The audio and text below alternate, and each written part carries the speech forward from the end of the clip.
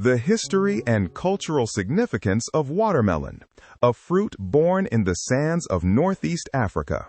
For most of the 20th century, botanists believed the watermelon's wild ancestor came from southern Africa, largely because Carl Linnaeus, the father of modern taxonomy, had only ever examined cultivated specimens grown in Italian gardens. That assumption stood for nearly 2 centuries.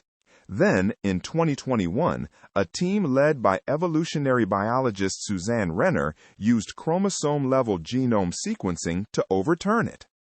By comparing the DNA of modern watermelons against 7 wild African relatives, Renner's team discovered that the domesticated watermelon's closest living relative isn't a southern African species at all. It's the Kordofan melon, a wild, non-bitter, white-fleshed fruit still found growing in the Kordofan region of Sudan in northeast Africa. Genetically, today's sweet red watermelon and the Kordofan melon are close enough that the Kordofan melon is now considered a strong candidate for the watermelon's direct progenitor. This genetic evidence lines up neatly with something far older, art. Researchers re-examined paintings from Egyptian tombs, one over 4,300 years old, found at Saqqara, depicting large, oblong striped fruits arranged on trays beside grapes and other desserts. For decades, nobody had identified these paintings as watermelons. Once seen through the lens of the new genetic data, though, the shape and coloring were a close match for the Kordofan melon. Even more strikingly, watermelon seeds were found among the burial goods of Tutankhamun, entombed roughly 3,300 years ago, a detail long known to Egyptologists but never fully connected to the fruit's African origins until recently. Taken together, this evidence points to a domestication story that likely unfolded in the Nile Valley and neighboring parts of northeast Africa around 4,000 to 4,300 years ago, where wild, bitter-tasting melons were gradually bred by ancient farmers for sweetness, non-bitterness, and, eventually, that vivid red flesh we associate with the fruit today. Interestingly, genetic analysis of even older seeds, some roughly 6,000 years old, recovered from Libya and Sudan, suggests that early citrulous melons were still being used mainly for their edible, oil-rich seeds rather than their pulp, with a bitter, greenish-white flesh closer to today's egusi melon. The transformation into a sweet, juicy, red-fleshed dessert fruit appears to have been a gradual process of selective breeding stretched across thousands of years, not a single moment of discovery. From the Nile to the world. Once domesticated, the watermelon proved to be a remarkably practical crop for hot, arid regions. A fruit that is roughly 92% water, easy to store, and capable of thriving in sandy soil with minimal rainfall, was an obvious asset in desert and semi-arid climates, which likely explains why it spread so readily along ancient trade and migration routes. From Egypt, cultivation moved through the Mediterranean world.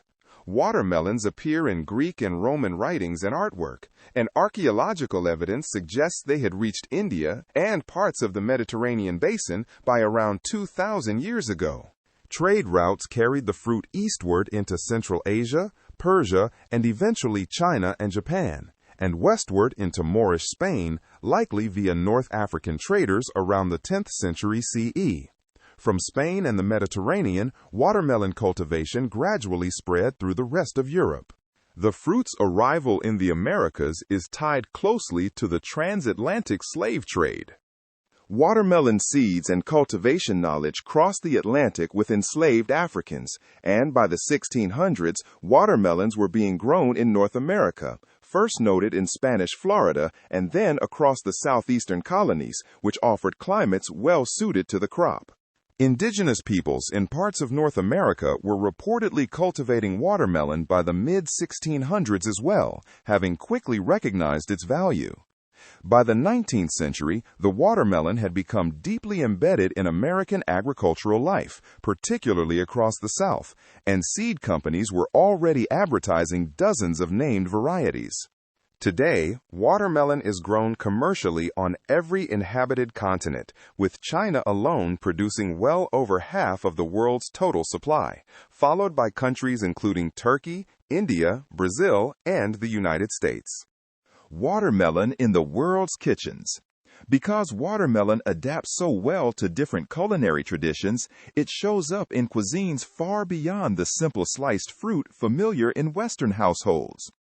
In China, watermelon rind is not discarded but stir-fried, pickled, or candied, a practical response to a culture that has long valued minimizing food waste. Watermelon seeds, roasted and salted, are also a popular snack, especially during Lunar New Year celebrations.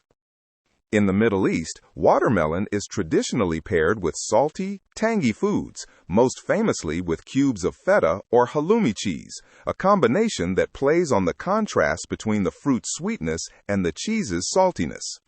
Watermelon is also commonly served during Ramadan to help replenish hydration after the day's fast. In the American South, watermelon holds an especially storied place in food culture. From pickled watermelon rind, a preserving tradition dating back generations, to watermelon-based lemonades, salads, and desserts served at summer gatherings. In West Africa, the watermelon's wild and semi-domesticated relatives, including egusi-type melons, are cultivated primarily for their oil and protein-rich seeds rather than the flesh, which are ground into a paste used to thicken soups and stews.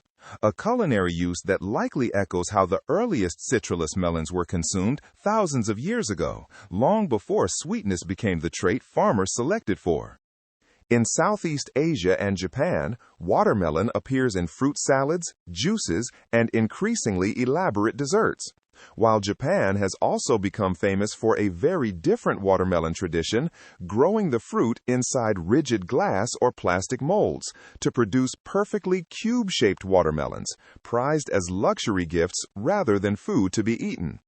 In Mediterranean and Latin American countries, chilled watermelon juice, aguas frescas, and simple fruit salads are common ways to cope with intense summer heat, echoing the fruit's ancient role as a natural source of hydration in arid climates. Festivals, games, and cultural symbolism. Few fruits have inspired as many playful traditions as the watermelon, and festivals celebrating it can be found across several continents. In the United States, watermelon festivals are a summer institution, particularly in the South. Towns such as Hope, Arkansas, Cordell, Georgia, Luling, Texas, and Rush Springs, Oklahoma, all hold annual festivals featuring seed-spitting contests, watermelon eating competitions, giant melon weigh-offs, parades, and the crowning of a local watermelon queen. Several of these events trace their roots back to the early to mid-20th century and remain a point of civic pride, with towns like Hope and Cordell each laying claim to the title Watermelon Capital of the World. In Japan, the fruit is celebrated through Suika no Hi, Watermelon Day, and regional festivals in areas like Yamagata and Kumamoto known for premium watermelon cultivation. The best-known Japanese watermelon tradition is suikowari, a game similar in spirit to piñata breaking, in which a blindfolded participant is spun around and guided only by the shouted directions of friends as they attempt to crack open a watermelon using a wooden stick. In Australia, the town of Chinchilla in Queensland, self-described as the country's melon capital, hosts a biennial watermelon festival featuring some of the more eccentric events found anywhere in the world, including melon skiing, being towed across a field on watermelon halves, melon bungee, and competitive pip spitting. Elsewhere, New Caledonia's Loyalty Islands hold a Fête de la Pastèque in January during the Southern Hemisphere summer, and Argentina's Mendoza province hosts an annual Festival del Melón y la Sandía, celebrating both melons and watermelons, a tradition dating back to the 1980s. Beyond dedicated festivals, watermelon carries symbolic weight in several cultures. In China, gifting a watermelon is associated with good fortune, abundance, and happiness, making it a popular gesture during festive occasions. In many cultures generally, the watermelon's vivid color, size, and juiciness have made it an enduring symbol of summer abundance, hospitality, and shared community. A fruit almost always meant to be sliced, shared, and enjoyed in the company of others rather than eaten alone. This piece covers the historical origins and cultural life of the watermelon. It can be paired with sections on its nutrition and health benefits, botanical characteristics, cultivation, and culinary uses to form a complete, in-depth article on the subject.